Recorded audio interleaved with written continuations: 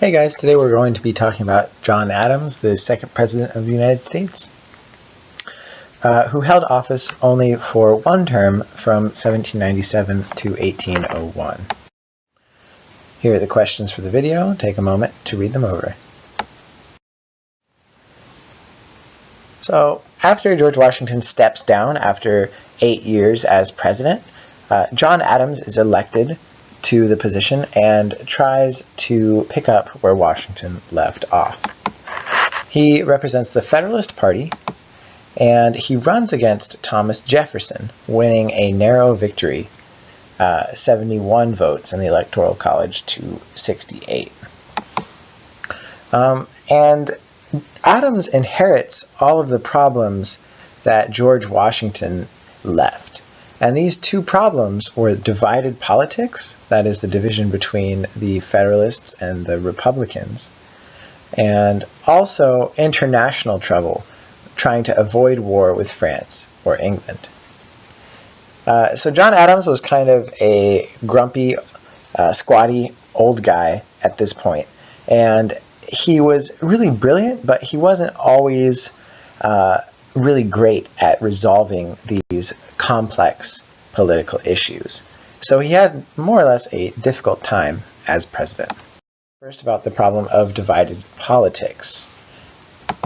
So the campaign of 1797 was brutal, and it was filled with argument and name-calling. One Republican called the Jeffersonians fire-eating salamanders and poison-eating toads.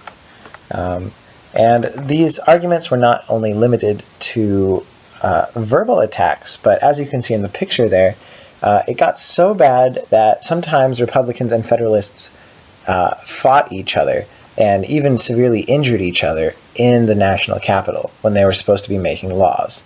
They were beating each other with sticks and walking canes. But so anyway, Adams ends up as president, but he gets Jefferson as his vice president because Jefferson got the second most votes.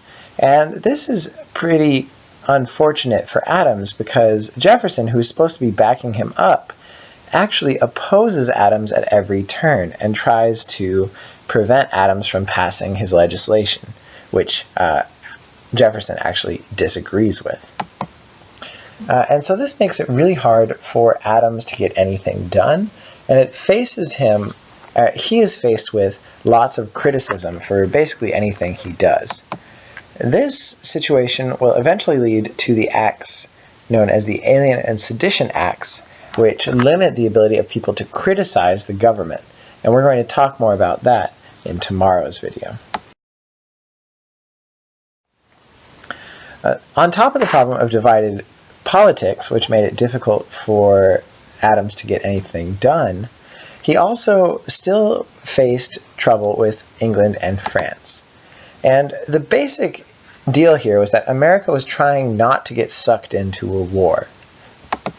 And Jay's Treaty, which had been signed under Washington, effectively prevented war with England, but at the same time it made France angry.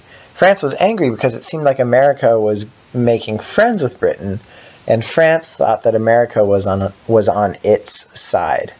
And it thought this for a good reason, because we were actually signed up to be in an alliance with France.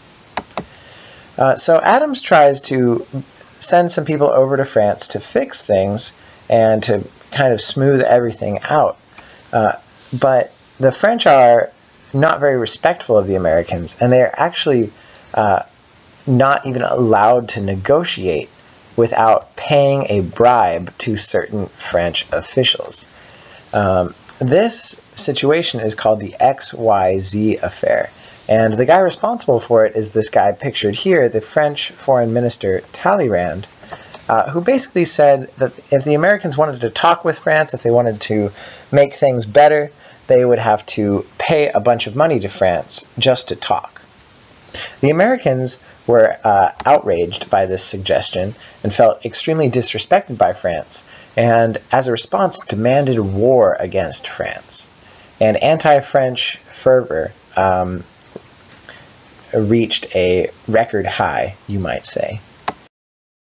So Adams is faced with a choice. He can either go to war with France and risk hurting America, or he can avoid war with France and basically make everybody in America really angry. Adams chooses the second option. He refuses to declare war and basically keeps America neutral. Instead of declaring war, he sends another guy back to France, and this guy is actually allowed to speak with the French foreign minister, and they basically fix all of the issues that might have led to war. So Adams prevents war, but he also becomes extremely unpopular in the United States, and basically loses any chance of re-election because he chose not to fight the French. But Adams was very proud of his decision, even though it probably cost him a second term as president.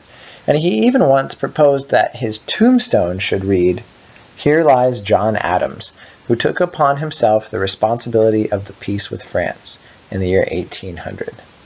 So this shows how proud John Adams was of his decision, even though a lot of people were unhappy with it.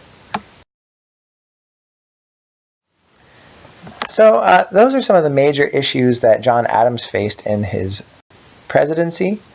Go ahead and look at these questions and make sure you can answer them for tomorrow.